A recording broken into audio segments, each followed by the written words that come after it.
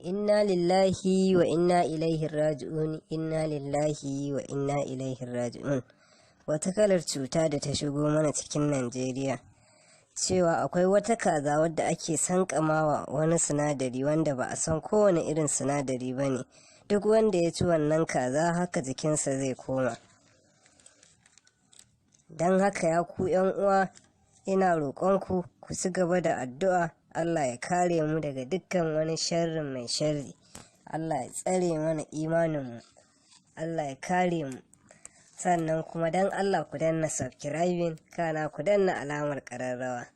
Allah ya kiyaye.